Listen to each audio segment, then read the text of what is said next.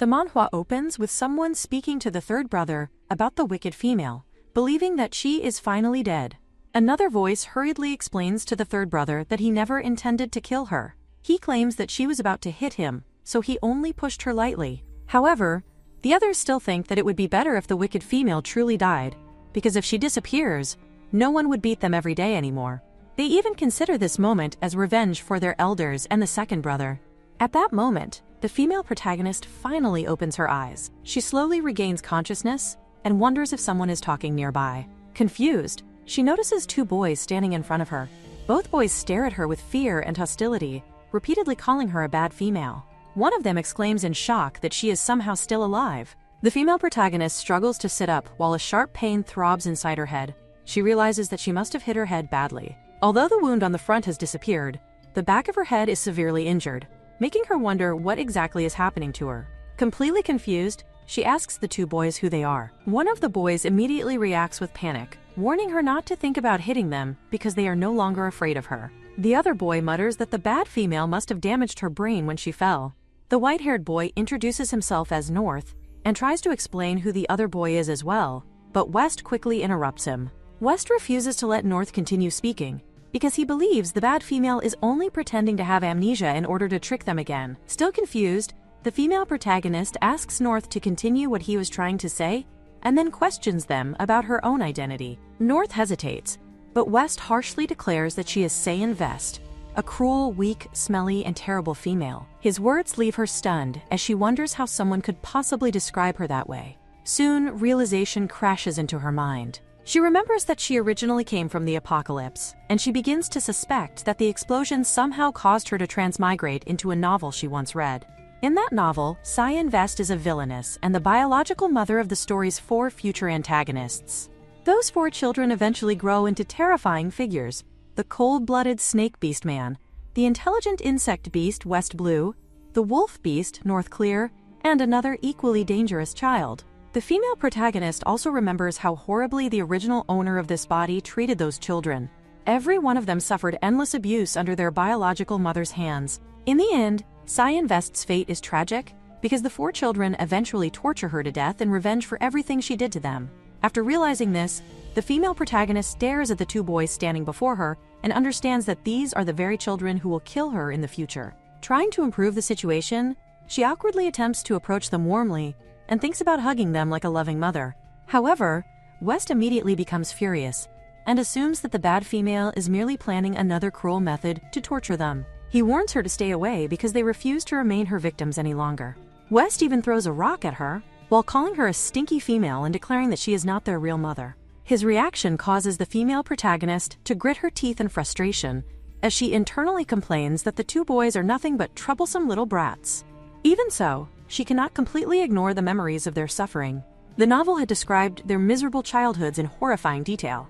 North was often wrapped tightly in grass ropes and constantly beaten by the original owner, who carefully avoided leaving visible scars so he could later be sold for a good price. Meanwhile, West had once been starved for 3 entire days simply because he accidentally broke a ceramic bowl. Remembering all of this fills the female protagonist with a complicated sadness. Meanwhile, the 2 boys quickly run away while shouting that they should escape before the bad female recovers enough to chase them. As their deeply sinful biological mother, the female protagonist realizes that a great amount of suffering likely awaits her in the future. Fortunately, she discovers that her wood-type and space-type superpowers have transmigrated alongside her. Otherwise, she probably would have already bled to death from her injuries. For the moment, the most important thing is observing her surroundings carefully. She gazes at the enormous forest around her and becomes overwhelmed by the countless plants and the rich aura of life filling the environment. As someone who came from a ruined, post-apocalyptic world, such scenery is exactly what she always longed for the most. This world is a primitive society inhabited by beastmen, where people are only distinguished as male or female. Every blade of grass and every towering tree appears unbelievably massive. She quickly realizes that this gigantic natural environment is one of the unique characteristics of the beast world described in the original novel. She is fully aware that the most pressing issue right now is survival. Even though the 4 little brats desperately wish for her death, she still has to find a way to survive in this unfamiliar beast world. Eventually, the day's work comes to an end. As evening approaches, she suddenly realizes that North and West still have not returned. Confused, she wonders where those two troublesome little brats could possibly have gone. The longer she waits, the more anxious she becomes, and she starts wondering if something might have happened to them. Unable to stay calm any longer, she begins calling out loudly for the two children. Suddenly, someone appears nearby and tells her to stop yelling so loudly. Cyan Vest immediately questions why she would not scream when the two little ones have disappeared. She explains that they are still tiny children, and she has already prepared a meal and waited for them for a very long time. North quietly corrects her by saying that they are snake cubs, not little rabbits. And he also asks what exactly a rabbit even is, because neither of them knows such a creature. The female protagonist explains that rabbits are probably the same as the long-eared beasts they may have seen before. West suddenly remembers encountering a strange, long-eared creature deep within the woods. According to him, the beast crashed into a tree and died. Hearing that immediately catches her attention. She wonders if such a thing could truly happen, and quickly asks him where the creature is located, so he can take her there. In this beast world, every single resource is precious and can be fully utilized. Animal hides can be used for warmth and clothing, while the meat can become valuable food. To someone struggling to survive, such a discovery is incredibly important. West immediately tells her to follow them. However, while walking ahead, North quietly asks West where the supposed long-eared beast actually is. West whispers back to him and warns him not to ruin the plan, because he wants to teach this wicked female a lesson. Meanwhile, Cyan Vest continues following the two boys without realizing their true intentions. As she walks deeper into the forest, she complains internally that her terrible sense of direction is becoming a problem again. In both her previous life and this new one, she has absolutely no talent for navigation, and without any landmarks, she feels completely lost already. West impatiently tells her to hurry up and keep following them. After some time, she finally begins to feel suspicious and suggests that they should probably return instead. However, West casually replies that they can simply head back later. At that moment, she suddenly notices something important about him. West is actually a snake beastman in his true form. The realization instantly sends chills down her spine because, whether in her past life or her current one, snakes are the creatures she fears the most. Only then does she finally understand the truth. Those two little brats intentionally tricked her into coming deep into the forest on purpose. However, instead of becoming angry, she can only sigh helplessly. If she truly wishes to gain the trust and approval of those two children someday, then she still has an extremely long way to go. Deciding that continuing forward is too dangerous, she turns around and begins heading back alone. However, while walking through the silent forest, she suddenly hears a strange and unsettling noise nearby. Her entire body stiffens instantly. At that moment, she realizes that she is completely doomed. She has encountered a wild beast from the ancient beast world, and judging from its terrifying presence, it is an enormous giant beast far beyond anything she has ever seen before. The scene cuts to West speaking to North, convinced that the foolish woman is doomed tonight. With her terrible sense of direction, there is no chance that she will ever find her way back. However, the moment they return to the cave, both of them immediately stop in confusion, wondering if they have somehow entered the wrong home. North stares at the surroundings in disbelief, unable to accept that all of this could truly have been done by that ugly woman. Soon, they remember her earlier words about preparing dinner for them and waiting for their return. The thought leaves West deeply suspicious. He cannot understand why such an ugly woman would suddenly treat them with kindness. In his mind, there must be some hidden motive behind her actions. He wonders if she is secretly planning to poison them. Despite his suspicions, North cautiously tastes the food, only to discover that it is unexpectedly delicious. West also begins eating, and is equally shocked by how good it tastes. Yet instead of feeling reassured, his suspicion only deepens. He notices her cleaning and cooking for them, something she has never done before, and becomes convinced that something is terribly wrong. To him, such unusual behavior can only mean one thing: she must be planning to sell them away. His thoughts drift toward East and South, who were the same age as them, and had already been sold off by her long ago. The memory strengthens his fears. West knows very well that she has never cared about him. It is not even the first time she has attempted to sell him. If his face had not been ruined, preventing him from fetching a high price, he would have been sold long ago as well. Cold-blooded snake beast men are despised everywhere, and even their own mother shows no concern for them.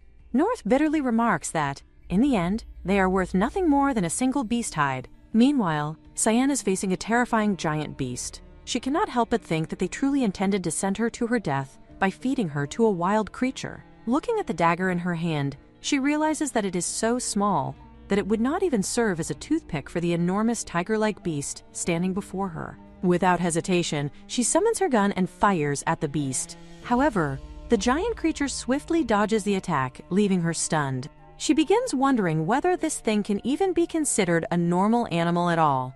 In her mind, it is far more troublesome to kill than a zombie. Suddenly, she remembers her wood-type superpower and quickly uses it in an attempt to trap the beast. Thick wooden vines emerge to restrain the tiger temporarily, but unfortunately, her wood abilities are far too slow.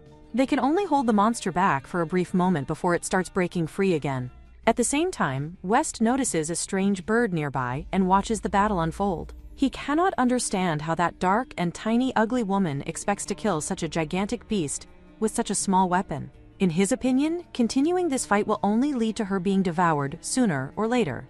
Seiyan realizes the same thing. She knows that if the battle drags on any longer, she will inevitably be eaten alive by the giant tiger. Because of that, she forces herself to think of another strategy. She quickly activates her space-type ability and searches through her storage space until she discovers a thread blade, also known as the flying guillotine. This weapon is one of the most practical tools from the apocalypse. As long as someone possesses both speed and spatial abilities, the weapon can slice through even massive objects with terrifying precision. Without wasting another second, Seiyan leaps down to provoke the tiger directly. The enraged beast immediately charges toward her at full speed. At that exact moment, she swings her arm forward and hurls the flying guillotine straight toward the giant tiger. Seiyan carefully observes the giant tiger for a moment before concluding that it is completely dead. Nearby, the bird watches everything in shock. Even he knows that defeating such a massive beast so effortlessly is no simple feat. In his mind, this strange female is unbelievably powerful. He cannot stop wondering who she truly is. Meanwhile, Seiyan begins cutting apart the tiger in order to prepare the meat. She is practically starving to death, and to her surprise, the beast meat tastes incredibly delicious. As she continues cooking and handling unfamiliar tools, the poor bird becomes even more confused. He cannot understand where she keeps conjuring all of these strange items from. While eating, Seiyan suddenly realizes something important. If a white tiger exists in this area, then there must also be many other dangerous beasts lurking nearby. She knows she does not have time to waste fighting endless monsters, so leaving this place as quickly as possible is clearly the best option. As she departs, another man steps into the area she had just left behind. The moment he examines the scene, he admits to himself that he has never witnessed hunting methods like hers before. Curious, he picks up a piece of the cooked meat and takes a bite. Instantly, he is shocked by the taste. He realizes that this female is not only agile and capable of hunting for herself, but she can also prepare food unlike anything he has ever tasted before. To him, the flavor is extraordinary. For a brief moment, he even thinks that she would have been remarkable if only she were not so ugly. However, he quickly dismisses the thought, reminding himself that he has never liked things that are unpleasant to look at. On the other side, Seiyan is still extremely irritated because of the two little rabbits. She had originally planned to become a better person, yet they had deliberately abandoned her like that. Since this is her first time being a mother, she cannot understand why she should always be the one giving in to them. The moment she enters the cave, she immediately orders the two of them to get up. West instantly becomes suspicious, wondering what she is trying to do now. However, Seiyan suddenly raises her voice and tells him that he needs to get into the bed. Her words completely stun both boys. West cannot believe what he just heard. In his mind, that cruel woman actually wants them to sleep on the bed. Before they can react, she picks both of them up and questions who told them to sleep on the floor instead of the bed. West stares at her in disbelief and wonders if something is wrong with her head. She has never once allowed them to sleep on the bed before. Seiyan then tells them that they need to stop calling her female. She reminds them that she is their biological mother, meaning they should call her mom instead. She angrily points out that they were the ones who tricked her and lured her into the forest in the middle of the night, causing her to almost get killed by a wild beast. If she had truly died, they would no longer have a mother at all. Her words leave West deeply shocked. In his mind, they had only left her in the outer woods, which was considered a safe zone, unless she had somehow gotten lost by herself. Seiyan pauses to think for a moment before suddenly realizing that her terrible sense of direction may actually have been the real problem. Even so, she still believes they should never have abandoned her alone in the forest. Because of that, she declares that she is going to punish them by sleeping in the same bed with them tonight. The two boys become even more stunned by her unexpected words. However, before either of them can react, they notice that Saiherman has already fallen asleep almost instantly beside them. North begins to think that perhaps the ugly female is not so terrible after all. For the very first time, he feels the warmth of a real home. Guilt starts to creep into his heart, and he quietly apologizes to her in his mind, realizing that he and West only wanted to scare her away in the beginning. However, before he can even reach toward her sleeping figure, West immediately grabs his hand and warns him that he must be out of his mind. West fears that if she wakes up, she might throw the two of them out without hesitation. Because of that, the two brothers quietly sneak away during the night. Soon, morning arrives, and Cyan slowly wakes up. She instinctively calls out for the two children, only to suddenly notice that the meat jar and the animal hides are gone. At once, she realizes that those two little cubs have run off again. She cannot help but sigh internally, feeling that being a biological mother is far more exhausting than she imagined. In her opinion, the only thing this strange world has in common with the apocalypse is the fact that she still has to struggle for her own food and clothing every single day. The thought alone makes her feel utterly drained. Just then, a loud cry reaches her ears. Someone is shouting for another person to let them go. Cyan immediately rushes outside and discovers a woman tightly grabbing North and West. The woman angrily accuses the two boys of stealing once again, calling them unwanted cold-blooded snake beastmen. West hurriedly insists that they already explained they did not steal anything, yet the woman smacks him without hesitation and scolds him for daring to argue back. She appears completely determined to teach the two children a harsh lesson. At that very moment, Cyan suddenly appears and coldly orders the woman to stop. She fiercely declares that nobody has the right to touch her children. The woman is instantly stunned. In her eyes, Cyan has always been a notoriously cruel and vicious female, so seeing her openly protect the children feels unbelievable. She almost wonders if the sun has started rising from the west. Without hesitation, Cyan grabs the woman by the hair and forcefully pulls her away from the children. The woman is both shocked and furious, unable to understand why Cyan is defending them when the two snake beast children are supposedly thieves. Meanwhile, North and West are equally stunned. In the past, this vicious female never cared about them at all. Whenever they got into trouble, she would beat them first without even asking what happened. Because of that, the two brothers are convinced that she will definitely join the Bear Lady and punish them together. However, Cyan's actions completely overturn their expectations. Deep inside, Cyan realizes that the two children truly do not trust her yet. Even so, she firmly states that her children did not steal anything. The Bear Lady immediately protests, insisting that such a thing is impossible. The woman quickly explains that her redland fruits had originally been placed on a large leaf nearby. She claims that she only stepped away for a brief moment, yet when she returned, the fruits had disappeared. Right afterward, she spotted North and West running away from the area. In her eyes, there is nobody else who could have taken them, because the two boys are already notorious for petty theft throughout the tribe. After hearing everything, Cyan calmly points out that despite all the accusations, the woman never actually witnessed the children stealing with her own eyes. The Bear Lady instantly becomes furious and shouts that Cyan has completely lost her mind. She complains that Cyan pulled her hair so hard that her scalp still hurts. Ignoring the woman's complaints, Cyan walks toward the large leaves where the fruits were supposedly placed. Quietly, she uses her powers to investigate the surroundings. Very soon, she notices that there is indeed a lingering scent from the redland fruits nearby. However, she also discovers something even more important. There are several footprints left behind on the ground, and those paw prints clearly do not belong to her children at all. Cyan immediately begins following the footprints left behind on the ground. After walking a short distance, she finally discovers several little bear cubs secretly eating the missing redland fruits.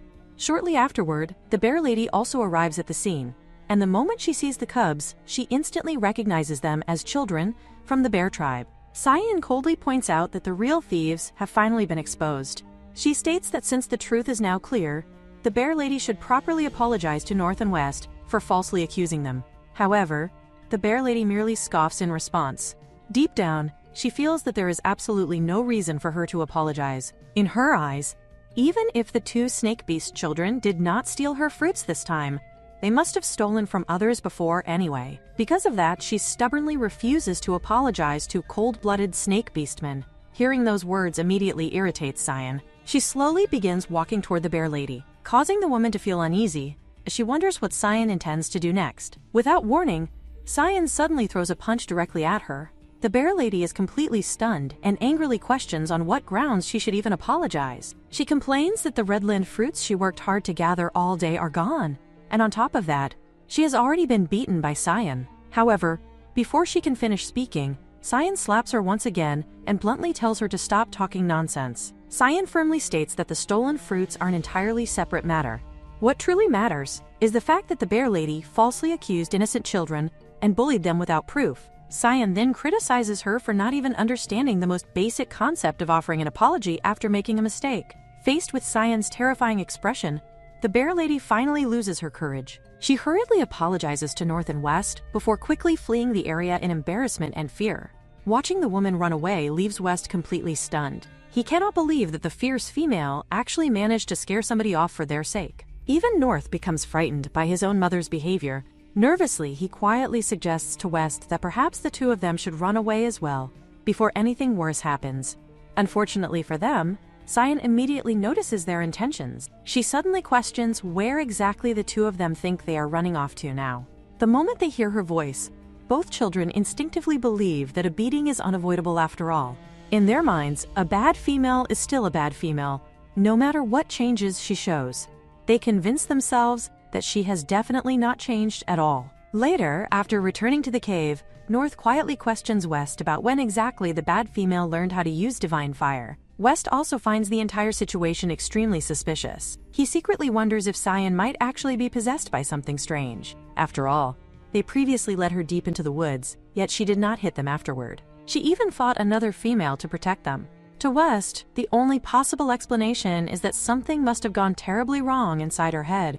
Once the food is finally prepared, Cyan tells the two boys to eat something. However, both children immediately refuse. Deep down, they remain wary of her and suspicious of her intentions. They even fear that the food might be poisoned. Seeing their reaction instantly annoys Cyan. Feeling completely irritated, she simply leaves the food behind and coldly tells them to eat it or leave it before walking away in frustration.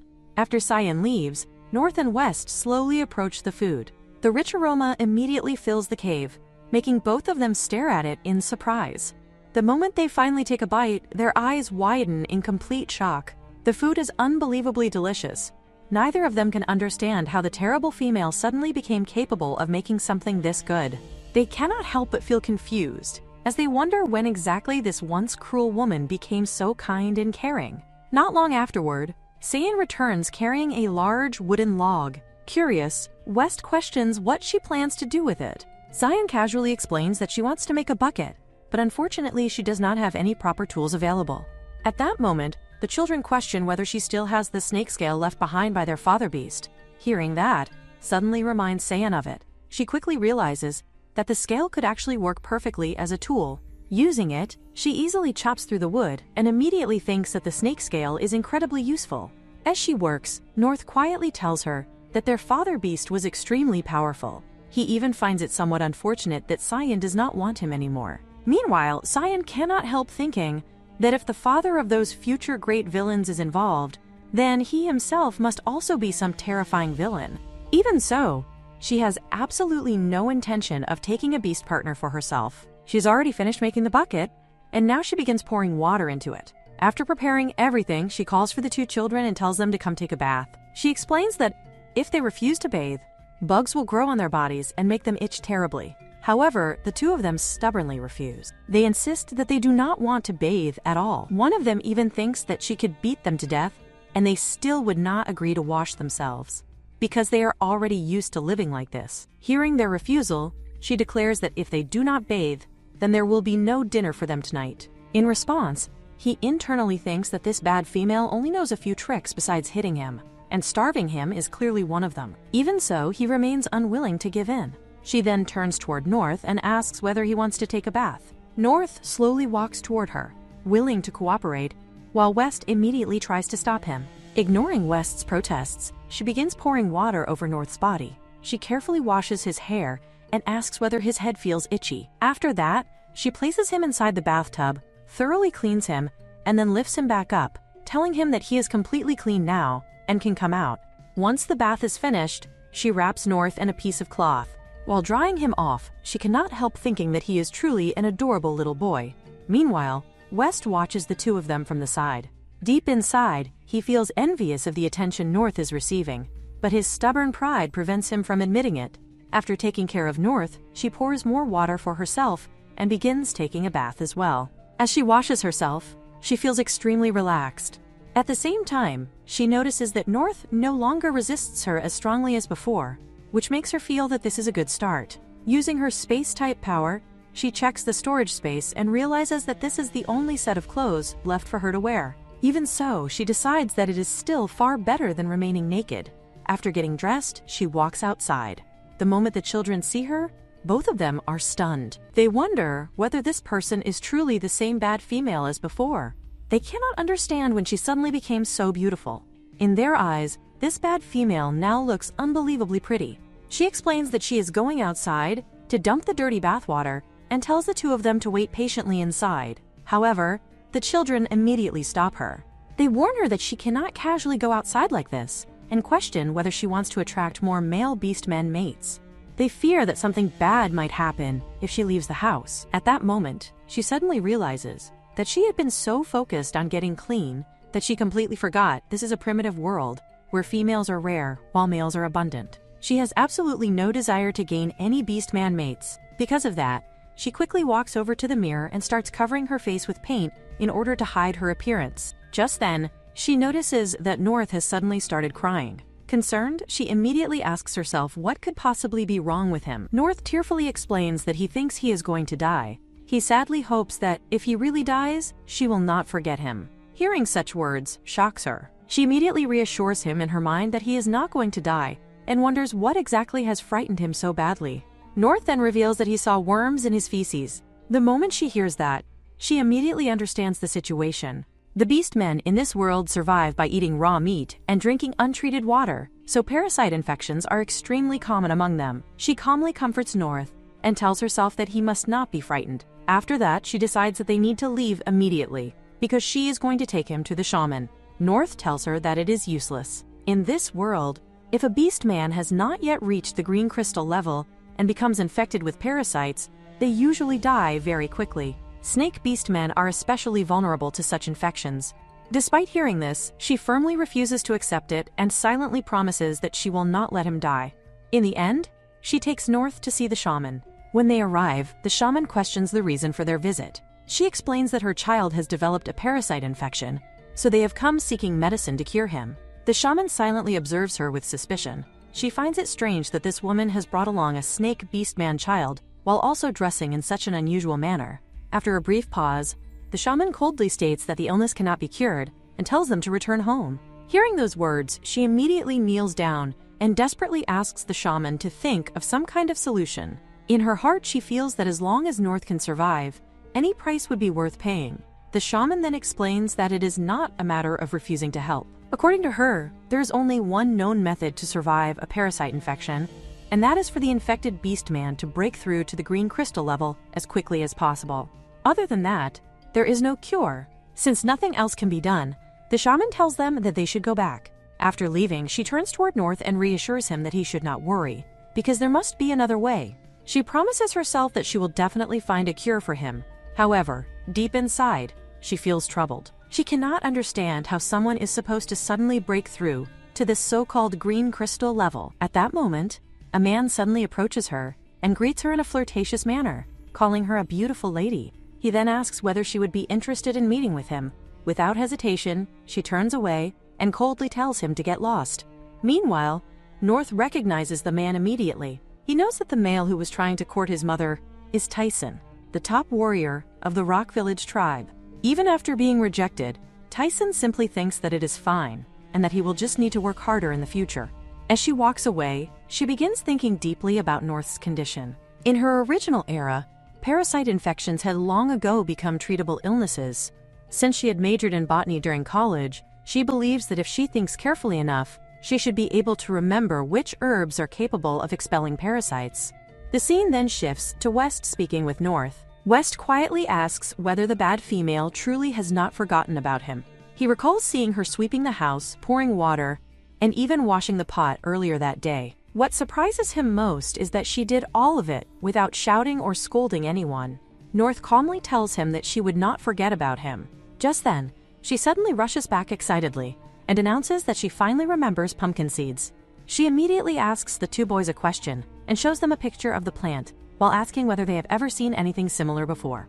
West tells her that he has indeed seen such a plant growing downstream from the creek. After hearing that, she quickly goes there and eventually returns carrying a large number of pumpkin seeds. Once she comes back, she tells North that parasite infections can be treated after all. She explains that they can eat the pumpkin seeds together and use them to flush all the parasites out of his body. At that moment, both children are filled with disbelief and astonishment. They can hardly believe that this bad female actually knows how to cure such an illness. She prepares a pot of pumpkin soup and gently explains to the two boys that after drinking it, North's stomach may begin to hurt. She warns them that he will probably need to go to the toilet many times and may even pass a large number of worms.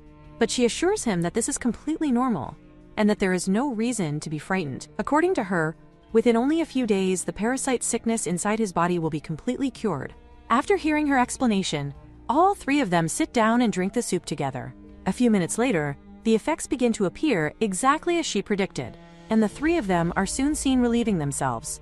While enduring the embarrassing situation, North realizes that his body actually feels much lighter than before. He admits that he no longer feels nearly as sick, and secretly thinks that the strange woman's method somehow truly worked. Even so, part of him still believes that the successful result must simply be a lucky coincidence rather than real skill. Not long afterward, she walks over to them and casually remarks that whether it was luck or not does not matter at the moment. Right now, her main concern is taking care of the two boys properly, so she brings them away to help them wash themselves clean. The scene then shifts to later, when the boys approach her again and curiously ask what she is currently doing. She explains that she is planning to transplant the pumpkin there. If everything goes well, she also intends to clear a nearby patch of land so that she can grow even more pumpkins in the future. Her confident statement leaves both North and West extremely confused, and they cannot help wondering whether that strange plant could truly survive under such conditions. In response to their doubts, she calmly explains that other people may not be capable of growing it, but she is completely certain that she can. She even confidently tells them that they will be able to eat another pumpkin as early as tomorrow. Hearing this shocks both boys even more. West stares at her in disbelief, while North cannot stop himself from wondering whether this mysterious woman is actually some kind of priestess. To him, the ability to control plants so easily seems far beyond the abilities of an ordinary person. She quickly tells them that this is her secret, and only the two of them know about it. Because of that, they absolutely must keep it hidden from everyone else. Understanding the seriousness in her tone, both North and West immediately agree to keep silent about what they have seen. Eventually, night falls around the small shelter. She calls the two boys over and begins teaching them a few practical things. She explains that whenever they need privacy or protection from the wind, they can simply lower the straw curtain. Whenever they need fresh air and ventilation, all they have to do is tie the curtain back up.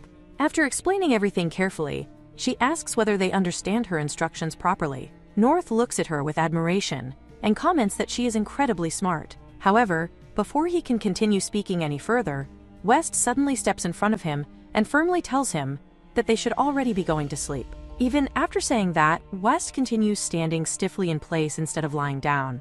Seeing this, Cyan asks him whether he has no intention of sleeping. At the same time, she silently thinks to herself that she cannot bring herself to tell him the painful truth that his mother is already dead. Since she cannot reveal that cruel reality, the only thing she feels she can do now is slowly earn his trust through her actions.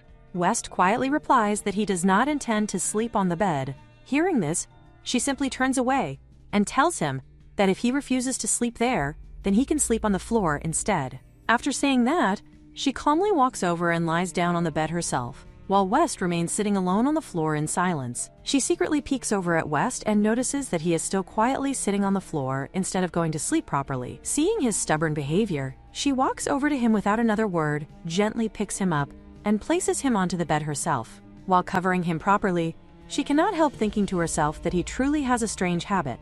There is already a perfectly good bed available, yet he stubbornly insists on sleeping on the hard floor instead.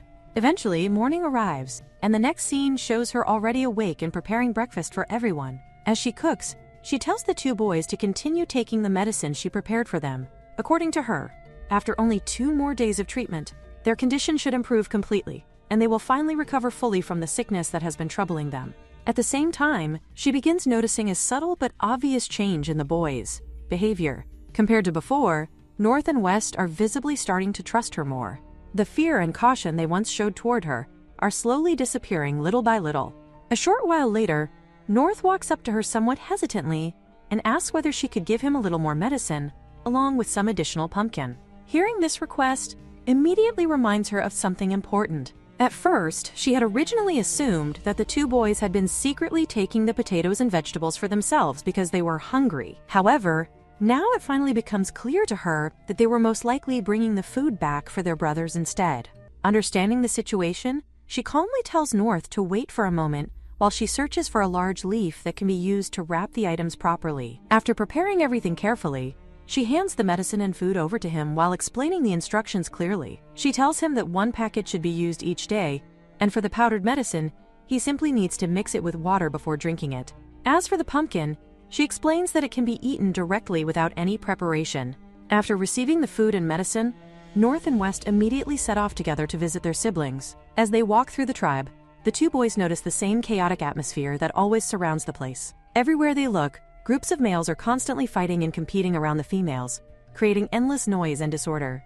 To them, it seems as though nearly all the females in the tribe behave in the same troublesome way, constantly causing conflict and arguments. However, when North compares them to Cyan, he realizes that she is completely different from the others. Even their own mother had never behaved in such a calm and reasonable manner. Looking at things this way, North quietly feels relieved. At the very least, no one seems likely to come and deliberately cause trouble for that strange but caring female. As they continue walking, North tells West that they are almost there. Soon afterward, the two boys arrive near the place where their brothers are staying. Upon arriving, they immediately notice a woman sitting together with two men nearby. At the same time, one of those men is harshly scolding a small boy, angrily telling him that he needs to use more strength. Not far away, a white-haired child silently steps forward, only for the man to suddenly strike him while cruelly calling him an unwanted, cold-blooded animal. The man bitterly declares that if their beautiful and kind female master had not generously taken him in, there would have been no reason for their mother to continue raising two snake beastmen like them at all. Watching this painful scene unfold, West quietly remembers the past. Back then, East and Red had always protected and supported their mother no matter what happened. Despite that, she still rarely paid any attention to them, which eventually caused the brothers to live such difficult and miserable lives. Finally, North and West call out to their brothers before quickly running over to them. Once they gather together, the two boys immediately begin telling them everything that has happened since meeting Cyan, including the medicine, the food, and the strange but unbelievable things she has done for them. East questions whether that medicine truly comes from that terrible female. North reassures him that it does, explaining that it is the same medicine that once healed his brother and him as well. However, the moment East hears that it comes from her, he immediately refuses it, insisting that he wants nothing from such a cruel woman. Seeing his stubbornness, North turns toward West, hoping he can convince their brother. West gently tells East that the medicine is extremely precious, and that he should drink it before the pain in his stomach worsens. He patiently explains that the medicine and the food have nothing to do with that wicked female anymore, so there is no reason for him to reject them. After some hesitation, East finally gives in and eats the food. The moment he tastes it, his expression changes completely. He admits that it is delicious and says that he has not eaten properly in such a long time.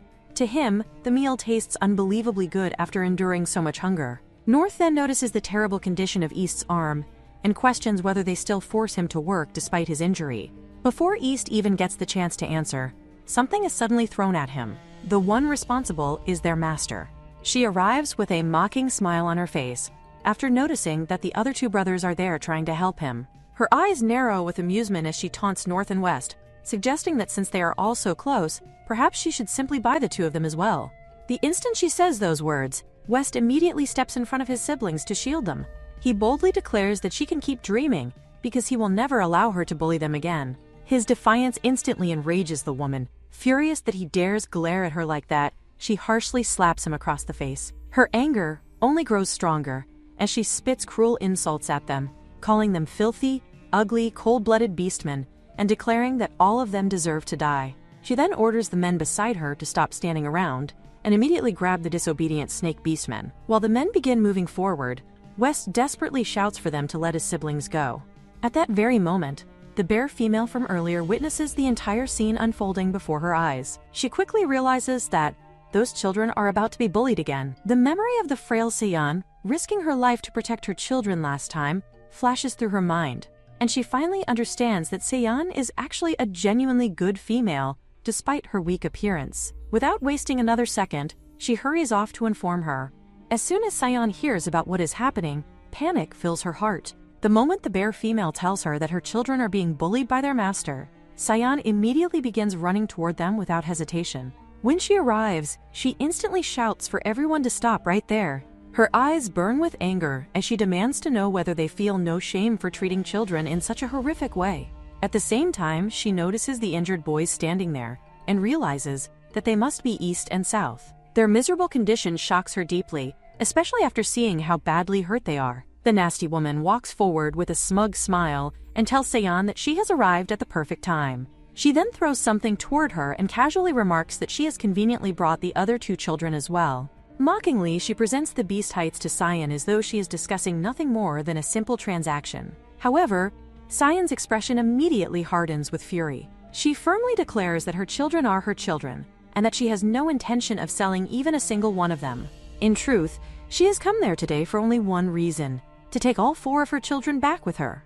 The nasty woman immediately explodes with rage after hearing Sayan's words. She furiously demands to know what Sayan has just called her. Without stopping, she begins mocking Sayan's appearance, sneering that she is nothing more than an ugly and skinny female. She arrogantly boasts that Sayan must simply be jealous because she has more males around her and possesses a far better body. However, Sayan remains completely unfazed by the insults. With a look of disgust, she coldly remarks that even in a million years, she would never wish to look like that woman, comparing her body to nothing more than a disgusting lump of fat. She then points out that no matter how many males that woman has around her, she herself only has 1 male, while Sayan already has 4 children. In Sayan's eyes, that alone means she has something far more precious than the nasty woman could ever possess. Even the nasty woman's own male servants secretly begin thinking that Sayan's words make sense. They know very well that despite the female master surrounding herself with so many males and spending plenty of time with them, none of them have ever seen her give birth to a single child. Hearing those words causes the nasty woman to snap completely. She angrily accuses Sayan of acting all high and mighty, and loudly declares that she despises snake beastmen the most. According to her, snake beastmen are creatures born only to be hated and looked down upon. She shamelessly insists that she has merely been helping Sayan discipline them, and that Sayan should actually be grateful for her actions instead of criticizing her. The moment those cruel words leave her mouth, Sayan sharply shouts at her to shut up. She bluntly asks whether the woman eats filth every single day, because the stench coming from her mouth is unbearable. Sayan firmly declares that no matter what happens, she is taking East and South back with her today. The nasty woman, however, lets out a mocking laugh and questions whether Sayan has forgotten about the slave contract she personally wrote on the wooden board with her own hands. She reminds her that she willingly sold East and South to her herself. Sayan quietly stares at her for a moment before calmly responding that talk is cheap and asking where the proof actually is. The nasty woman immediately tells her to come inside, confidently declaring that she will make Sayan give up completely once she sees the evidence with her own eyes. As they begin moving deeper inside, North nervously tells his mother that it is dangerous in there. The moment East hears North calling Sayan mother, he instantly reacts in shock. He questions what North just called her and wonders whether someone like her is even worthy of being called that. But North softly explains that she is protecting them. To him, being protected by someone like this is something he never even dared dream about before. Inside the cave, the nasty woman orders her males to quickly search for the slave contract belonging to those little beastmen. Meanwhile, as Sayan stands within the cave, she notices signs showing how horribly that fat bear female has been bullying her children all this time. The sight only strengthens her resolve, and deep inside she vows that the woman will definitely pay the price for everything she has done. Finally, one of the males rushes over and announces that he has found the contract. The nasty woman immediately grabs it and smugly shoves it towards Sayan, arrogantly telling her to take a good look because this is undeniable proof of slavery. She proudly points out that Sayan personally wrote it with her own hands when she sold the children away. Sayan carefully examines the wooden contract and quickly realizes that it truly is the original slave contract for East and South. For a brief moment, she cannot help but feel shocked at how cruel and heartless the original owner of this body must have been to actually sell her own children away, like livestock. However, Sayan soon begins secretly altering the text using her magic. Once she finishes, she calmly lifts the wooden board again and tells the nasty woman that perhaps she should learn how to read properly because this is not a slave contract at all. It is merely a work contract. The nasty woman's eyes widen in disbelief as she shouts that such a thing is impossible. Sayan then smoothly explains that according to the contract, she only agreed to lend East and South to her for 10 days in exchange for 2 beast hides. Instead, the woman forced them to work for several entire months without returning them. Sayan then coldly asks whether she does not think she should compensate her for that. Those words instantly drive the nasty woman into complete fury. In her rage, she violently snaps the wooden contract apart while screaming that this must be some kind of trick. She accuses Sayan of being behind everything and furiously demands to know how she dares deceive her like this. Her face twists with murderous anger as she loudly declares that she is going to kill Sayan. She immediately turns toward her males and screams that she wants Sayan dead. She orders them to kill her at once, promising that whoever succeeds will be handsomely rewarded. At that moment, someone suddenly arrives and orders everyone to stop. It is the village chief. She steps forward with a stern expression and questions what exactly is happening there. Sayan immediately explains the situation, saying that she only wants to take her children back because their contract has already expired. According to her, there is no reason for her children to continue slaving away for such a cruel and unpleasant woman any longer. However, the nasty woman instantly begins shouting in protest. She loudly declares that the 2 children are clearly slaves whom Sayan sold to her, insisting that what they signed was never an ordinary contract at all but a slave contract instead. Just then, Sayan calmly questions her claim and asks that if it truly is a slave contract, then where exactly is this so-called slave contract? She then explains everything clearly to the village chief. Originally, she had only accepted 2 animal hides in exchange for allowing her children to work for the woman for 10 days. Those 10 days have already passed, yet the nasty woman is deliberately twisting the truth and falsely claiming that the agreement was a slave contract. Hearing her words, the nasty woman immediately begins putting on an exaggerated act. She claims that she is now furious from the humiliation and even says that the tribe's males want to kill her. She deliberately plays the victim, reminding everyone that she has no male by her side and is therefore an easy target for bullying. The village chief, however, speaks firmly and tells the nasty woman that East and South are still children. According to the tribe's principles, children are meant to be raised by their own mother. Therefore, she believes the woman should simply return the children to Sayan. Even after hearing this, the nasty woman refuses to back down. She continues shouting and brings up the fact that the children are snake beast men. She deliberately reminds the village chief that her first and most beloved mate was killed by a snake beast man, hoping to provoke her hatred. However, the village chief angrily rebukes her and declares that regardless of everything else, the children are still Sayan's children. At that moment, even one of the males beside the nasty woman begins to look worried. He quietly tells her that this situation is bad because their salt is gone. Soon after, West also realizes the seriousness of the matter and remarks that if things continue like this, the entire bear clan may not survive. In the beast world, salt is an extremely scarce yet vital resource. Females and children especially need to consume it directly in order to survive. The nasty woman never expected anyone to discover so quickly that the tribe's salt supply had disappeared. Almost immediately, she changes her target and begins accusing Sayan of being the thief. She claims that the salt disappeared right after Sayan and her family arrived, so they must have been the ones who stole it. Sayan remains calm and points out that the accusation is completely baseless.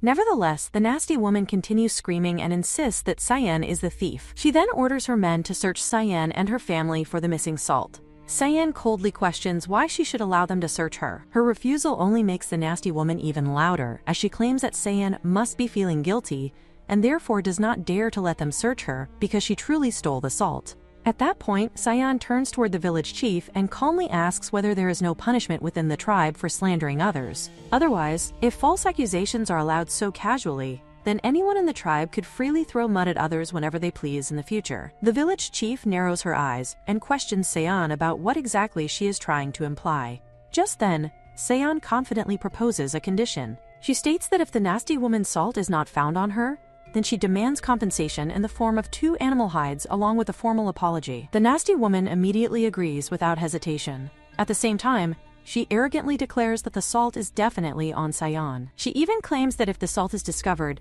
then not only the 2 animal hides but all of Sayan's belongings and family members will belong to her. Sayan calmly accepts the condition, but she also says that she refuses to let a fat pig like the nasty woman touch or search her because she finds it utterly disgusting. Right at that moment, Sayan turns toward the shaman instead. She respectfully states that the shaman is someone highly credible within the tribe, so she hopes the shaman will personally conduct the search. That way, everyone present will have no choice but to accept the final result. In reality, Sayan feels completely unbothered because the missing item is safely hidden inside her space. No one except her can open that mysterious space, making it absolutely impossible for anyone to find the salt no matter how thoroughly they search her. After the search is completed, the shaman calmly announces that no salt is found on Sayan or her family. The result immediately shocks everyone present. The nasty woman's expression twists in disbelief as she loudly shouts that such a thing is impossible. She insists that it has to be Sayan and refuses to accept the outcome, no matter what the shaman says. At that moment, the village chief finally loses her patience. She sternly declares that enough is enough and questions how much longer this ridiculous farce is supposed to continue. Since the shaman herself conducted the search and found nothing, it already proves that Sayan did not steal the salt. Therefore, the matter is settled.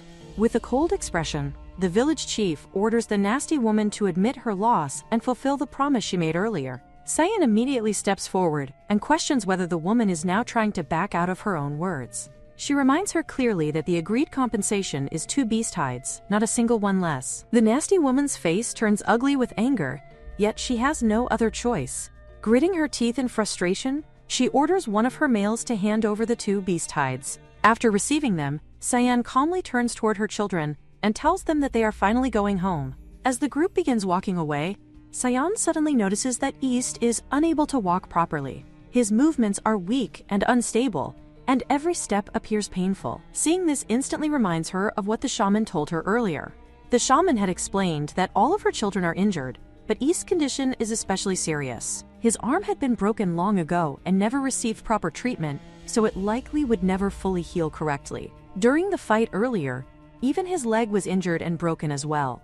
Thinking of this, Sayan immediately takes out the medicine that the shaman had given her. Earlier, the shaman had explained that although it is only basic shamanistic medicine, it could still temporarily relieve the pain. In exchange for the medicine, Sayan had also given the shaman 2 beast hides and received 2 large bottles of medicinal paste from her. Afterward, Sayan lowers her gaze toward East and gently asks whether he can still continue walking. However, East gives no reply at all. His face remains cold and defensive, as though he does not trust her in the slightest. Seeing that he can barely stand, Sayan has no other option. She walks over and directly picks him up in her arms. The sudden action instantly shocks East. His eyes widen in disbelief as countless thoughts rush through his mind. In his opinion, this bad female has never treated them kindly before, so why is she suddenly carrying him now? He immediately assumes that she must be planning to hurt him again. Because of that fear, he starts struggling violently and shouts at her to let him go. He repeatedly says that he does not want her to carry him. Sayan frowns slightly and tells him to behave himself and stop struggling around carelessly. But at that exact moment, East suddenly lowers his head and fiercely bites her. Even after being bitten, Sayan endures it and warns him that if he continues struggling like this, then not even the best shaman in the world will be able to save his injured leg anymore.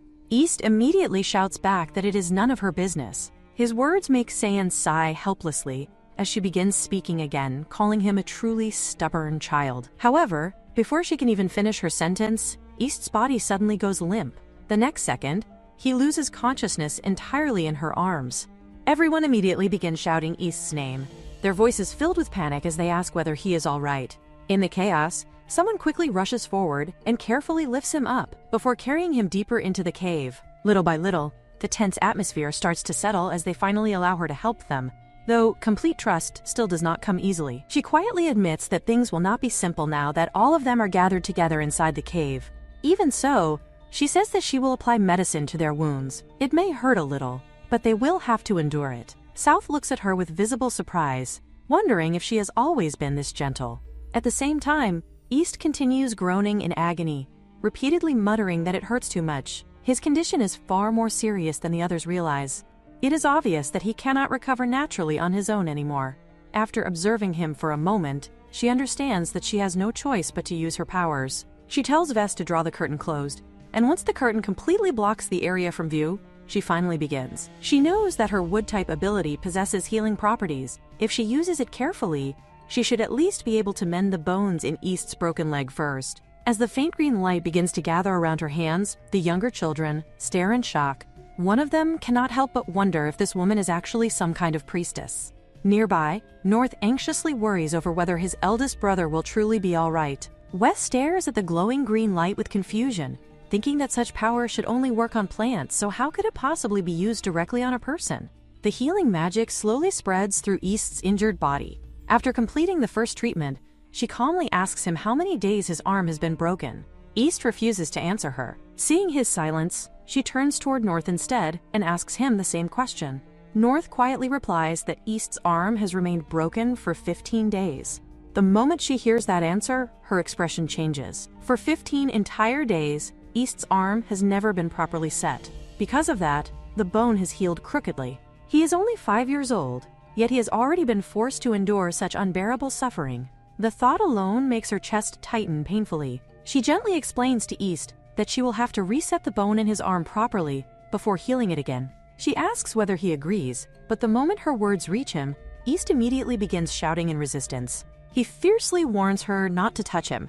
Whether he lives or dies has nothing to do with her. At that moment, West also steps forward with suspicion written all over his face. He questions what exactly bone setting even means. She calmly explains that bone setting means breaking the bone again before positioning it correctly, just like what was done for his leg earlier.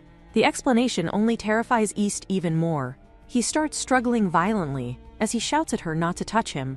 In his mind, this terrible woman never intended to help him at all. He becomes convinced that she only wants to torture him and make his miserable life even worse. However, Cyan suddenly steps forward and firmly grabs hold of East before he can continue struggling. She tells him that she is resetting his bone for his own sake. If he truly wants to hit her, then he can wait until his arm heals and use that hand against her in the future.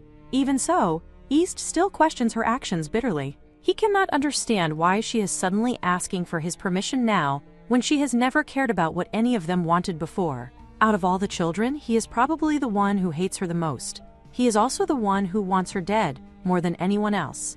Because of that, she decides that healing him first is the right choice. After all, nobody can know what the future may hold. Without wasting another second, she stuffs something into his mouth to stop him from biting down on his tongue. Then, as the green light gathers once more around her hands, she begins the magic. She coldly tells East not to even dream about it. No matter how deeply he hates her, and no matter how badly he wishes for her death, he will never be capable of killing her in this lifetime. The words leave her mouth with absolute certainty, leaving no room for argument. Soon after, the healing magic finally comes to an end. The green glow surrounding her hands slowly fades away, and East loses consciousness once again from the overwhelming pain and exhaustion. His small body becomes completely limp as he falls into a deep faint. North immediately rushes closer in panic and anxiously asks about his eldest brother's condition. After carefully checking East's breathing and pulse, she replies that everything now depends on whether he develops a fever during the night. She sincerely hopes that he will be able to pull through safely. The following morning, she suddenly hears a strange noise coming from outside.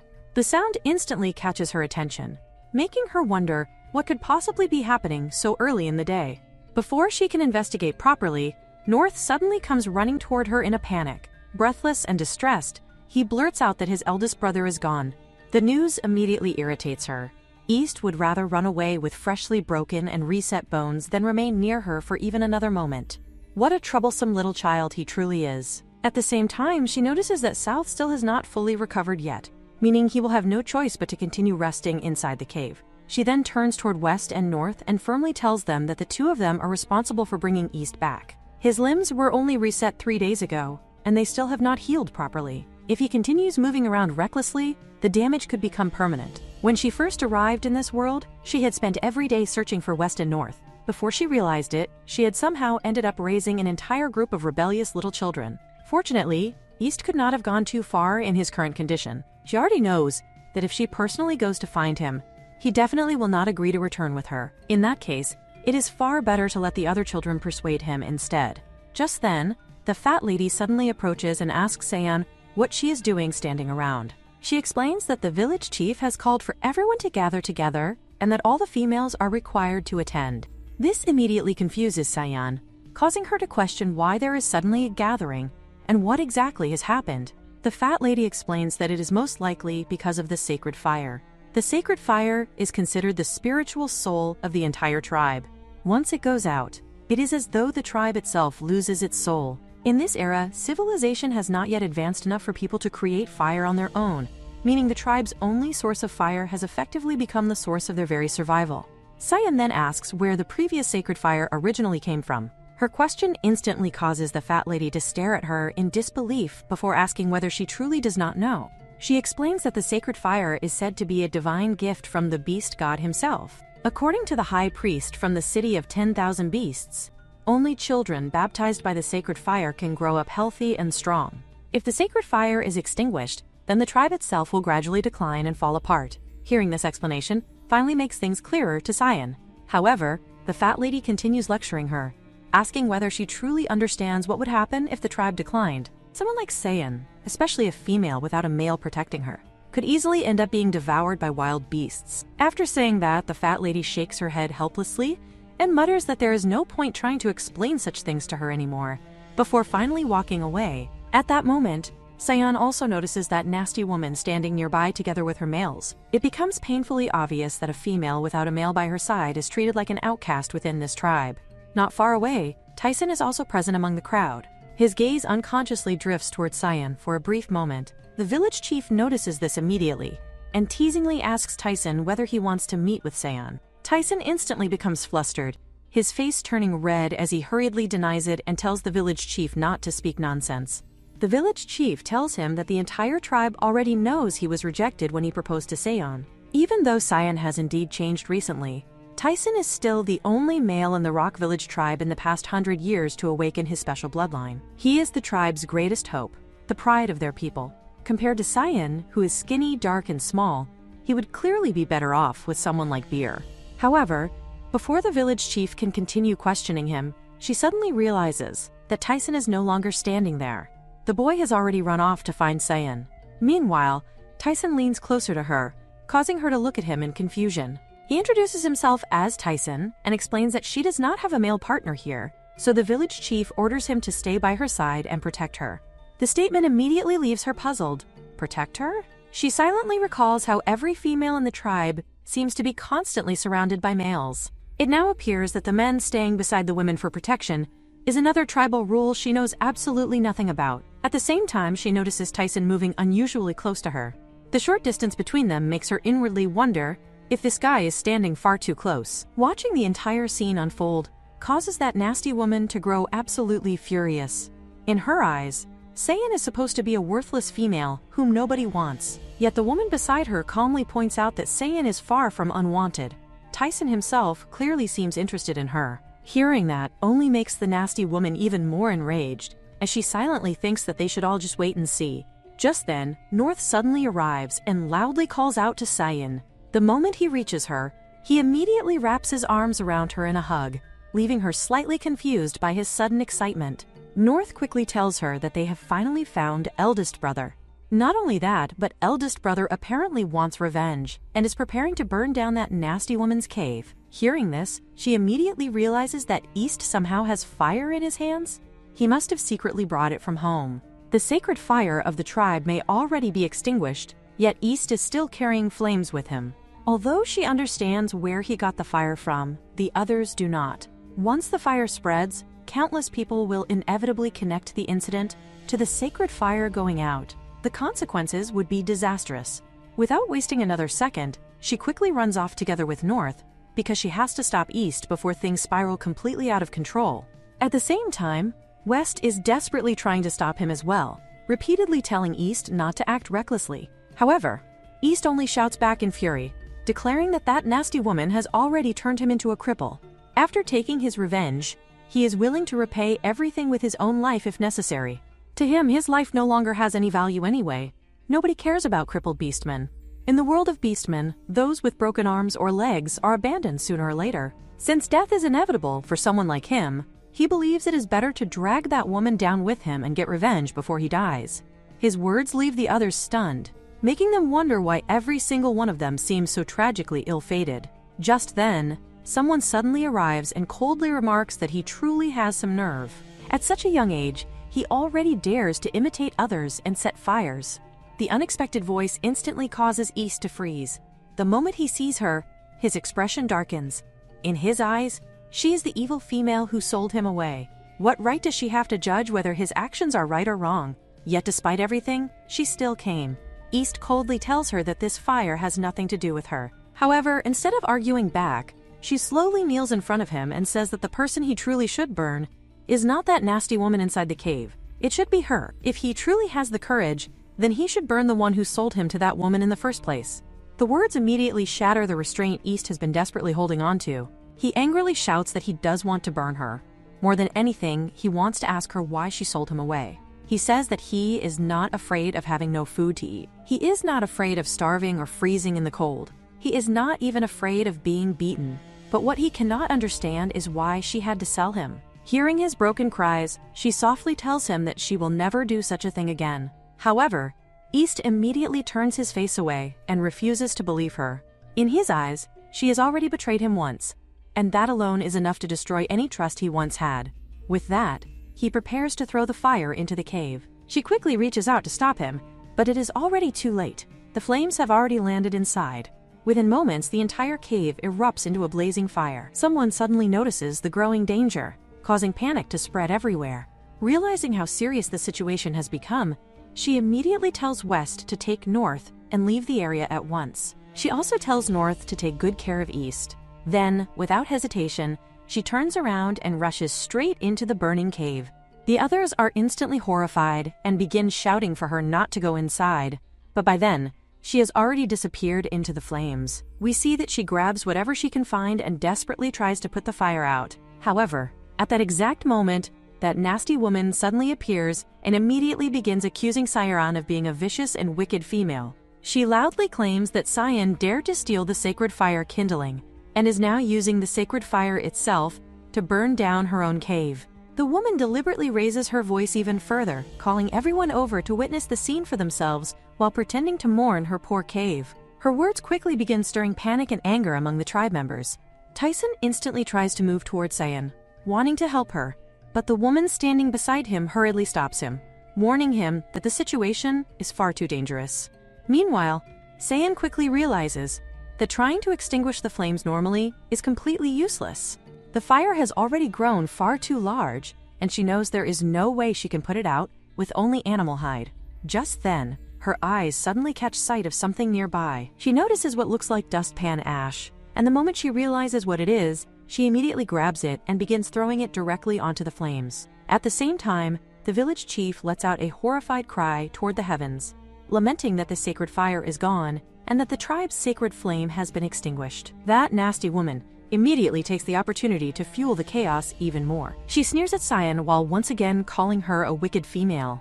She loudly questions how Cyan could dare to steal the sacred fire and use it to burn her own cave. According to her, the Rock Village tribe would never forgive such a crime, and she insists that Cyan and her 4 disaster-stirring snake brats must be driven out of the tribe immediately. The Catwoman joins in as well, adding even more suspicion to the situation. She declares that stealing the sacred fire only to extinguish it afterward proves that Cyan must be a spy sent by another tribe to destroy Rock Village from within. She even pressures the village chief, insisting that they cannot allow someone like her to remain among them any longer.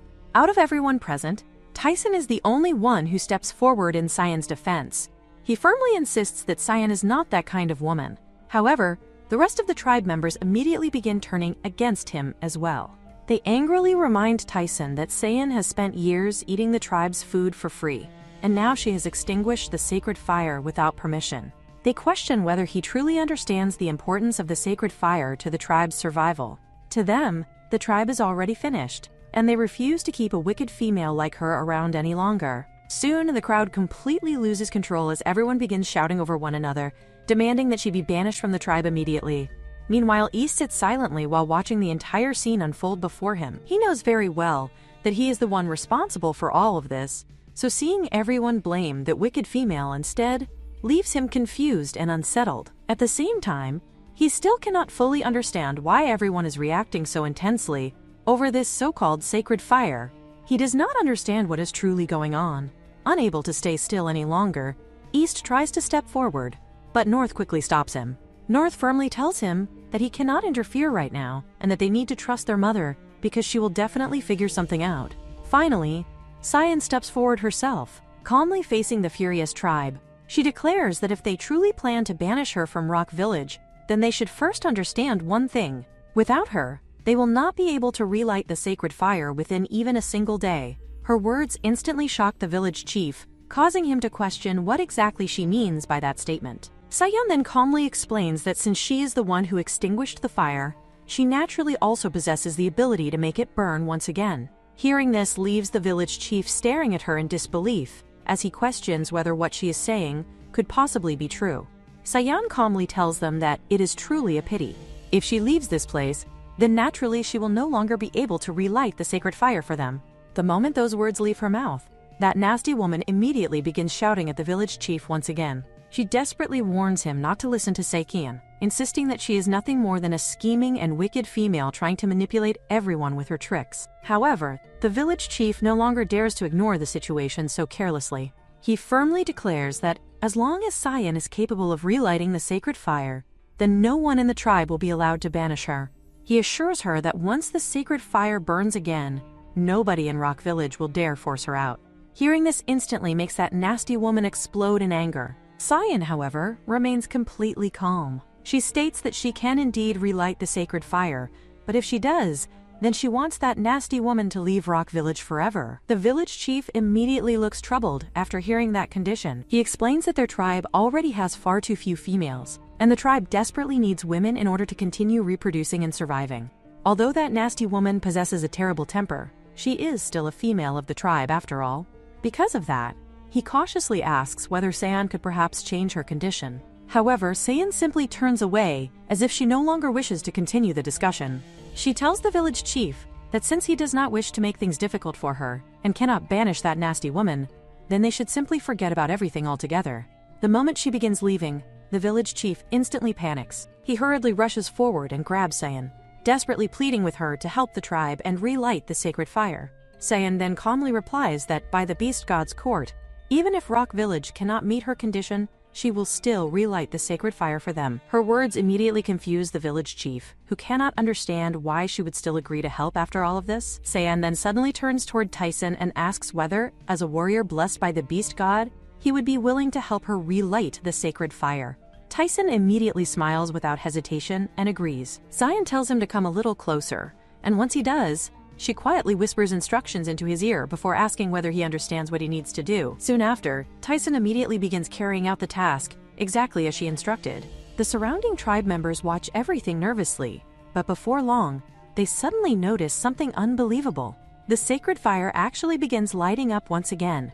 The moment the flames reignite, the entire tribe erupts into excitement and relief. Everyone begins cheering loudly, as hope instantly returns to Rock Village. At the same time, Tyson cannot help but stare at Cyan differently now. In his eyes, she suddenly appears incredibly beautiful and pure. In this cruel and dangerous beast world, where she does not even have a male protecting her, he feels an overwhelming urge to stand beside her and keep her safe no matter what happens. Meanwhile, the village chief is practically overjoyed as he excitedly declares that Rock Village has been saved. As for the others who truly despise Cyan, they can only stand there with dark and furious expressions, completely enraged by how everything has turned out in her favor. The scene then cuts to East, sitting alone inside the cave, his small figure buried in silence and gloom. Cyan looks at him before sarcastically questioning where all that courage from earlier had disappeared to. Back when he had been setting fire to people's caves, he had acted fearless, yet now that he is home, he cannot even bring himself to look at her properly. She walks over to him and questions what exactly is wrong with him, but East immediately hides himself away and stubbornly insists that it is none of her business. Before the atmosphere can grow even heavier, North suddenly runs toward her and complains about being hungry. Her attention instantly softens as she tells him to come along because she will make him something to eat.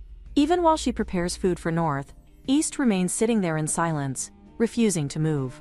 Later that night, she finally notices that the boy has not eaten or even taken a sip of water the entire day. A worried thought crosses her mind as she wonders whether this stubborn child truly plans to starve or sulk himself to death. Without wasting another second, she walks over, picks him up, and firmly tells him to open his mouth. East reluctantly obeys, and she immediately begins feeding him herself. He slowly starts chewing the food, But as the warmth settles in, his eyes begin watering uncontrollably. Tears gather at the corners of his eyes before finally spilling down his cheeks. Through his tears, he angrily protests that he does not want her feeding him. He calls her a bad female and declares that she is the worst female in the entire world. Instead of getting upset, she calmly agrees with him, shamelessly admitting that she is indeed a bad female. However, she also makes it clear that it changes absolutely nothing. Not only can she force him to eat, but she can even force him to call her mommy if she wants to. She teasingly questions whether he wants to test her on that. The moment East hears that, his face stiffens in horror, yet before he can properly react, she mercilessly stuffs even more food into his mouth. Between bites, East furiously threatens that one day he will grow up, and when that time comes, he definitely will not let this humiliation slide. The scene then shifts to the next morning. North wakes up early and immediately calls out to her, confused about where she is going at such an early hour. She explains that she is heading out to hunt. The moment West hears that, he abruptly stands up in disbelief and questions what she means by hunting. In his eyes, a female could never possibly hunt, because hunting is work meant for male beastmen. Suspicion instantly fills his expression, as he wonders whether her sudden decision to leave means she plans to abandon them again. Hearing his accusation, she simply pats the foolish boy on the head and reassures him not to worry, because she already has a plan and will return before nightfall. However, the second she leaves, West immediately begins throwing a tantrum. He loudly complains that he knew this bad female would abandon them again sooner or later. Meanwhile, North innocently tries to calm him down, telling his eldest brother, second brother, and third brother that if they truly want mommy to stay, then they should try being nicer to her. Unfortunately, West instantly shouts back in refusal, causing poor North to stand there all startled and helpless. On the other hand, Sayan is thoroughly enjoying herself while out hunting. During her search through the forest, she comes across paradise fruit, a valuable ingredient that can be used to create anesthetic medicine. As she continues wandering through the area, her eyes suddenly land upon a massive head of lettuce growing nearby, and at that moment, she immediately decides that dinner for the night has already been settled. Before returning, she also checks the trap she had carefully set earlier. The moment she looks inside, she notices that a rabbit has been caught successfully. Satisfied with the results of her hunt, she finally makes her way back. As soon as she returns, she announces her arrival to everyone. Hearing her voice, North immediately rushes toward her in excitement, his eyes widening at the large amount of food and supplies she has brought back with her. Meanwhile, West silently watches the scene unfold from the side, unable to hide his disbelief. Deep down, he truly had not expected the so-called bad female to return at all. Not long afterward, Sayan asks North whether he knows how to tan beast hides, and North confidently confirms that he does. As he begins helping her with the process, Sayan cannot help feeling amazed by how sharp and useful the snake beastman's skills are. At that moment, East calmly explains that this is only natural. Once North fully grows into an amethyst snake beastman in the future, his abilities will become even more impressive, and she will eventually be able to make full use of those snake skills as well. Hearing this, West inwardly grumbles with dissatisfaction, thinking that North is shamelessly sucking up to her like a complete traitor. In his eyes, North's behavior is simply disgraceful. Meanwhile, North continues trying his best to assist Sayan. However, West quickly interrupts with irritation, insisting that she should not act as though North is anything special. According to him, tanning beast hides is merely a basic skill that every male beastman knows. His eldest brother, second brother, and even he himself are all capable of doing the same thing. Despite his complaints, Sayan calmly points out that merely knowing how to do something and actually doing it well are entirely different matters. Regardless of what West says, she genuinely thinks North is amazing right now. Afterward, she begins preparing the meat for preservation by carefully drying it out. Watching her actions, West once again questions what exactly she is trying to accomplish. In response, she explains that meat cured with salt can be preserved for several months once it has been properly air-dried. However, West remains skeptical and refuses to believe her words. Even so, Sayan simply replies that he will eventually discover for himself whether what she says is true or not. Exhausted by his constant questioning, she then tells him to stop bothering her and focus on dressing himself instead. After watching Sayan preserve the meat, West suddenly approaches her with an unusually serious expression. For once, the hostility in his attitude lessens as he begins thinking about the importance of what she has just shown them. In his eyes, this discovery is not something small at all. Every winter, countless beastmen in the tribe end up starving to death, because food becomes impossible to find once the harsh season arrives. If the people of Rock Village were to learn a method to preserve food for long periods of time, then far more beastmen would be able to survive the winter. Hearing this, Cyan turns toward him and questions whether the village chief and the other beastmen in the tribe normally treat them well. West honestly admits that most of the beastmen in the tribe are not particularly kind toward them. However, he also explains that the village chief is somewhat different. Although the chief does not constantly help them, there have been times when the four brothers were starving and the village chief gave them food. Even when Bear Rao had been making life difficult for the children, the village chief had indeed stepped in to help them before. After listening quietly, Cyan replies that she will think carefully about whether or not she should reveal the food preservation method to the village chief. At that very moment, North suddenly comes running toward her excitedly, informing her that the beast hide has finally been tanned properly. He eagerly asks what she plans to do with the finished hide. As Cyan looks down at him, she immediately notices that his hands are red, swollen, and rough from all the hard work of tanning the beast hide. The sight makes her heart ache slightly. In her eyes, North is truly such a good and hardworking child. She gently tells him that there should be enough material to make 2 beast hide skirts from it. Hearing this, North becomes even more excited and quickly says that he can help sew them together. The long-eared rabbit hide is soft and warm, making it perfect for clothing, and he happily imagines how wonderful it would be if his mommy could wear a new beast hide skirt made from it. After some time passes, the sewing is finally completed. However, when North looks at the finished skirt, he tilts his head slightly and wonders if it is not a little too small. In response, Cyan simply hands the skirt over to him and tells him to try it on first and see how it fits. Only then does she reveal that she never made it for herself in the first place. Instead, she had secretly made the new beast hide skirt specifically for him because the one he currently wears is already torn and worn out. Nearby, West silently witnesses the entire scene while hiding his emotions. Soon afterward, North changes into the newly made cured beast hide skirt. Once he puts it on, the outfit looks unexpectedly adorable on him. Seeing this, Cyan smiles warmly and praises him, saying that he truly looks pretty just as expected. The compliment immediately causes North's face to turn bright red. Since his mommy called him pretty, he becomes so overwhelmed with happiness and embarrassment that he suddenly loses control of himself. In the very next moment, his body abruptly transforms into a snake. The sudden transformation frightens Cyan badly, leaving her completely shocked. At the same time, West quickly notices what has happened and immediately realizes the reason behind it. It seems that North became far too excited from happiness and praise, causing him to temporarily lose control over his true form. He knows very well that the bad female is terrified of snakes, yet the truth is that Cyan herself is equally afraid of them. Even so, she forces herself to endure it, quietly reminding herself that she has to become accustomed to their beast forms sooner or later. Gathering her courage, she asks what forms they usually preferred when they were younger. West explains that, during childhood, they had always preferred staying in their snake forms rather than their human appearances. Hearing this, Cyan internally urges herself not to be frightened. No matter how terrifying it may seem, these children are still her own. At that moment, Valor becomes overwhelmed with affection for his mother. He clings to her lovingly and showers her with kisses, completely unrestrained in his excitement. Cyan instantly stiffens like a statue, her entire body freezing from shock before her vision spins, and she faints on the spot. When she finally regains consciousness, North notices her boiling water and curiously asks what she is preparing it for. Cyan explains that she is getting ready for a bath. Meanwhile, West stands nearby holding the skirt that the bad female had once made for him. Cyan had personally sewn it by hand, and although he does not understand why, his heart begins pounding uncontrollably just from looking at it. At that exact moment, Cyan suddenly calls out for West to come over to her. Startled, he hurriedly sets the vest aside and immediately obeys.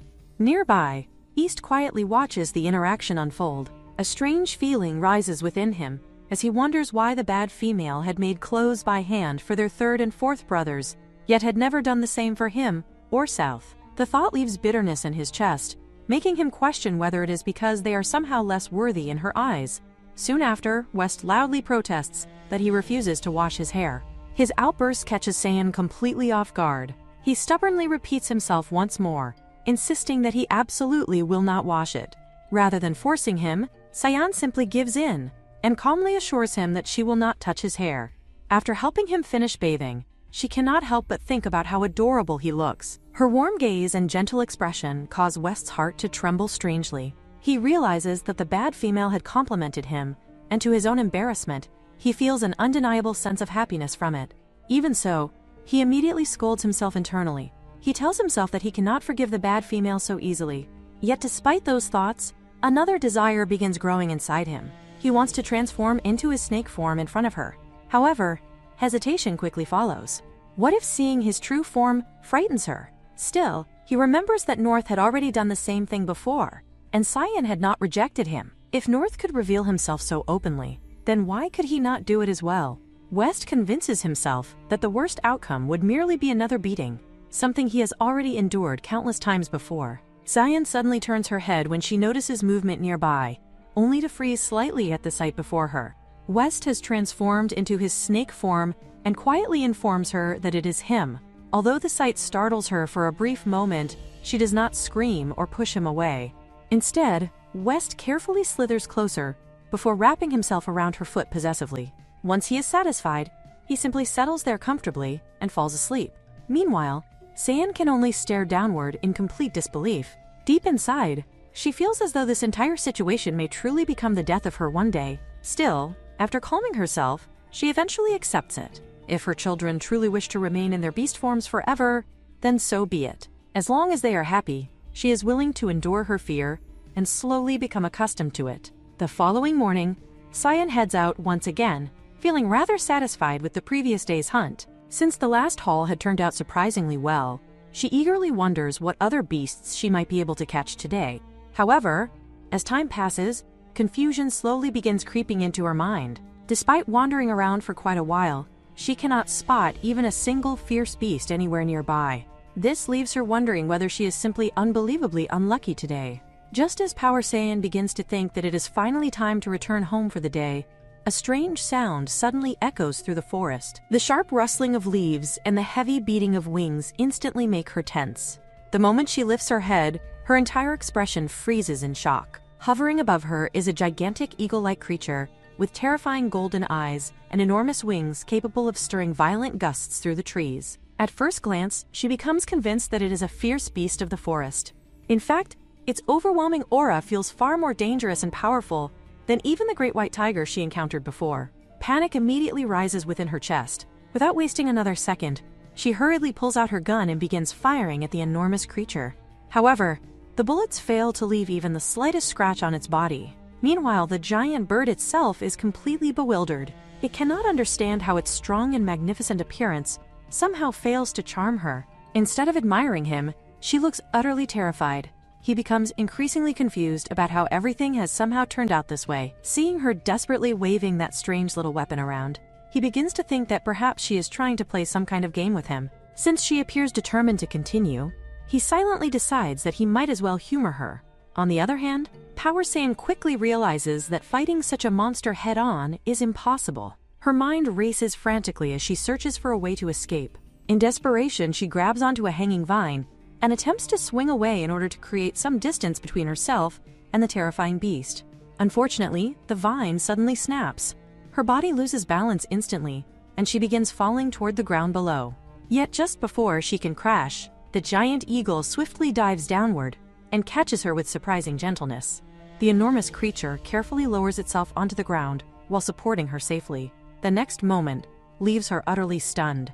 Right before her eyes, the giant bird suddenly transforms into a man. Power Saiyan stares at him in complete disbelief before immediately exploding in embarrassment and outrage. Since he transforms without any clothing, she instantly turns away and furiously yells at him to put something on first. The man simply agrees casually, entirely unbothered by the situation. Only after hearing him say he is done does she cautiously turn back around. However, the moment she looks again, she realizes he is suddenly standing extremely close to her. Leaning forward with obvious amusement, he comments about how she had been waving a tiny little toothpick at him earlier, apparently believing he was some terrifying fierce beast. His teasing tone only irritates her further. Still, he soon explains the misunderstanding to her. According to him, she truly cannot distinguish between beastmen and fierce beasts at all. Fierce beasts, unlike beastmen, do not possess beast crystals on their foreheads. In a beastman's transformed state, A beast crystal always appears in the center of the forehead. The larger and stronger the crystal becomes, the more powerful the beast man can cultivate. It is considered a sacred gift granted by the great beast god specifically to male beast men. Hearing this explanation, Power Saiyan immediately grows curious. She wonders aloud how anyone can identify female beast men if they are also capable of transforming into beasts. The man casually reveals something that completely surprises her. Female beast men, unlike males, do not possess beast crystals at all.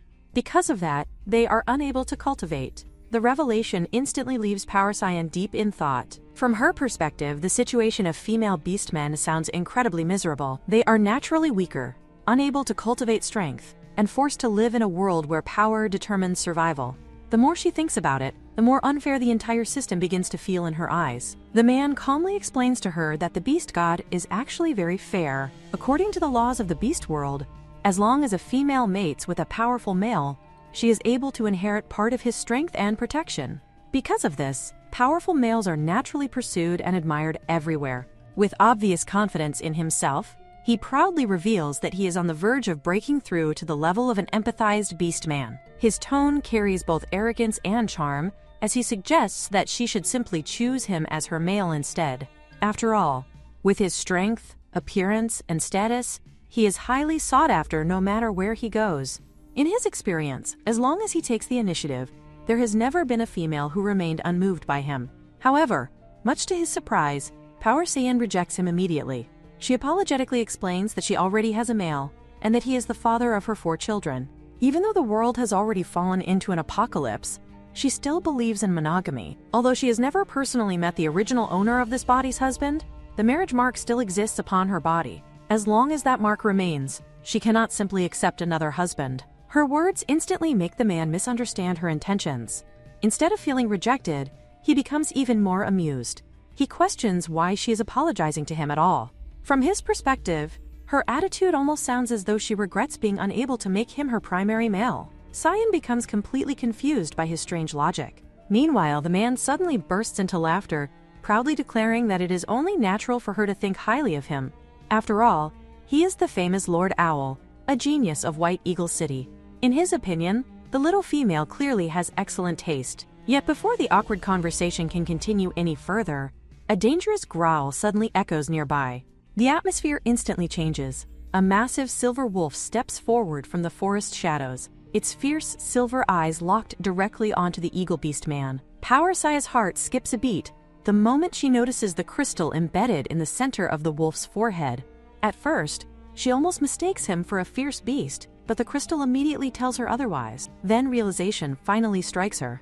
It is Tyson. Tyson coldly warns the Birdman that the female of their tribe has already rejected him clearly enough, so he should stop pestering her further. His threatening tone alone is enough to make the surrounding air feel heavy with hostility. Poor Saiyan can instantly sense the tension between the 2 males growing sharper by the second. Tyson then quickly tells her to go find a place to hide first. He instructs her to wait somewhere safe, while he handles the situation here. Once everything is over, he says he will come and find her himself. The moment both beastmen prepare to fight, the atmosphere becomes terrifying. Poor Saiyan watches in complete shock as the battle erupts between them. Calling it a fight between animals no longer feels accurate at all.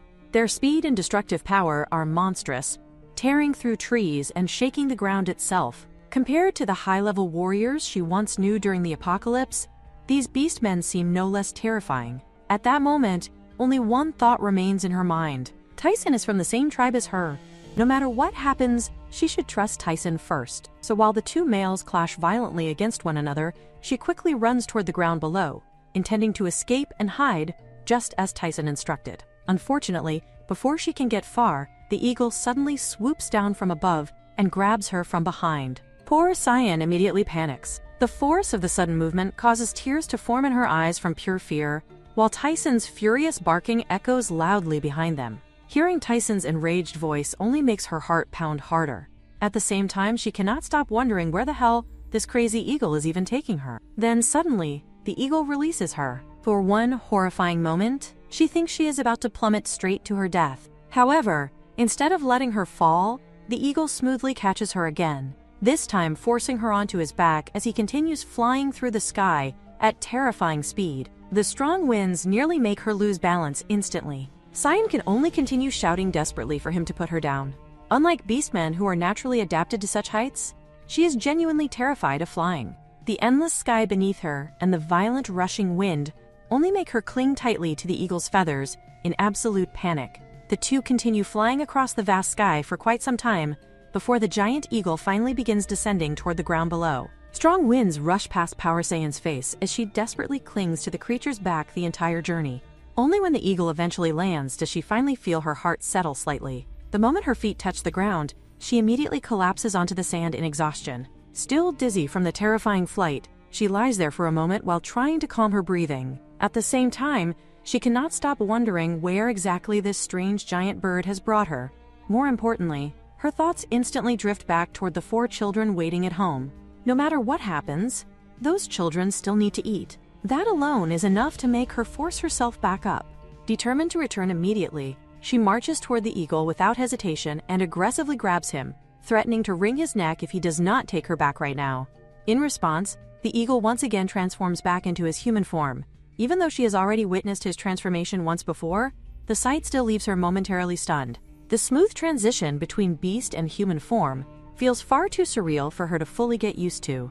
Meanwhile, the man simply leans lazily nearby, entirely relaxed despite her obvious anger.